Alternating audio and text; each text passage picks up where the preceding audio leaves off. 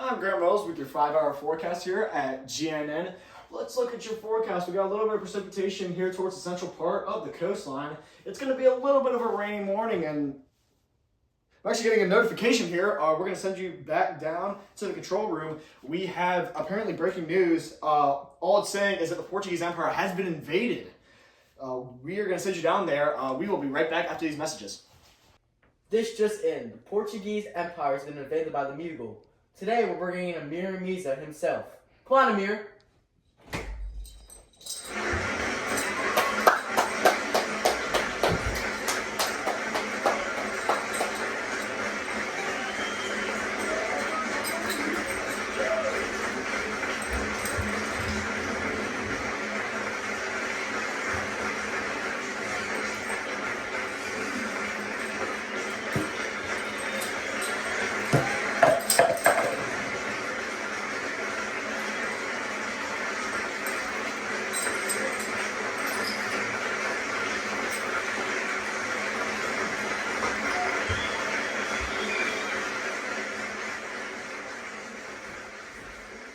It's a pleasure having me here.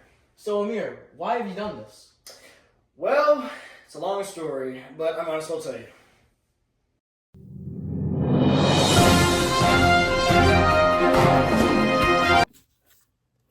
My name is Amir Mirza.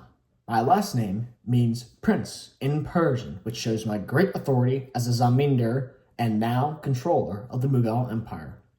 As a person devoted to the success of this nation, I practice the state religion of the Mughal Empire, Sunni Islam.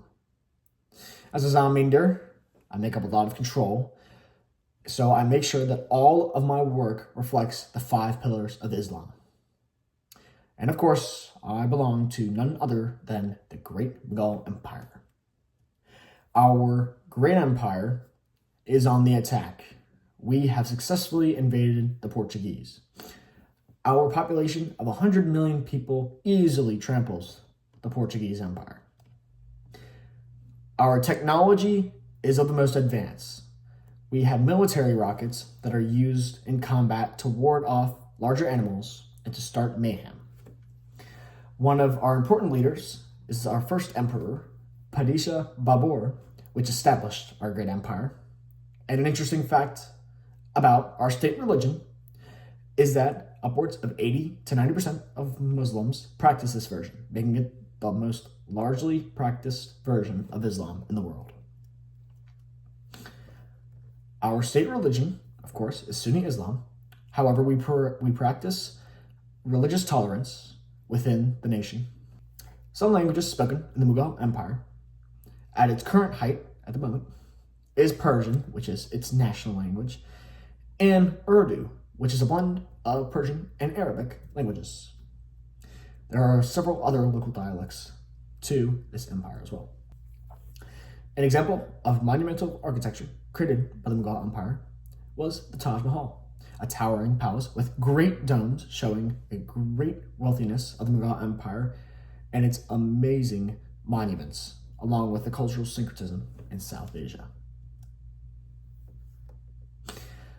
Now, I've been told to read this from a trade expert, so we'll see if his facts are well compiled. The Mughal Empire relied on the Silk Road's trade route, which spanned across Eurasia and was one of the busiest and most efficient ways of trading goods along the Russian plateau and the other areas like South Asia. To trade goods that were sold and exported include spices and silk. Also, gems, gold, and ivory could be found being traded along these roads. Now, our government is a highly centralized bureaucracy consisting of zamindars, which of course I am. The Mughal Empire was an absolute monarchy, one of the greatest in the world. A group of bureaucratic elites that help maintain the empire are the zamindars. Zamindars are tasked with governing local communities and collecting taxes from these small towns. The arms and tactics of the Mughal Empire. One group of military professions include the Cavalry Corps. The Cavalry Corps is the most fierce group of fighters that we have, trained on horseback, and they are extremely skilled on horseback and on fighting on their own feet. A piece of technology that we use, as I named earlier, are military rockets. Military rockets are used to ward off elephants and start fires during combat. Extremely efficient during combat. One historical figure of the Mughal Empire is Padishah Babur, who established the Mughal Empire and gained lots of popularity through his determination. He was the most influential and crucial leader of the empire prior to me. Now, the empire we attack, the Portuguese Empire, their population of 3.8 million is more than 20 times smaller than our population. More on the Portuguese Empire. Their largest colony, Brazil, is now the largest country in South America. The Portuguese were major contributors of maritime trade due to their inventions and innovations, including the astrolabe, the caravel, and several other ships and navigational tools. The royal councils were elites that had specific jobs with colonial power in colonies and trading posts, such as in the Indian Ocean, along with in the Americas. Now, some practices of the Portuguese Empire. The main language spoken in the Portuguese Empire was Portuguese nonetheless. However, other languages like Bantu were spoken in some of their trading posts and colonies. The state religion of their empire is Christianity, predominantly Roman Catholicism, which they have enforced strictly among other colonies that they have conquered. The Belém Tower is a fortification in Lisbon that served as a point of embarkation and disembarkation that shows their great monuments, not as great as the Mughals, of course, during the Portuguese Renaissance. Marketing trade. This guy, Johnny McJohnny, wants me to read off some of their statistics again. We'll see.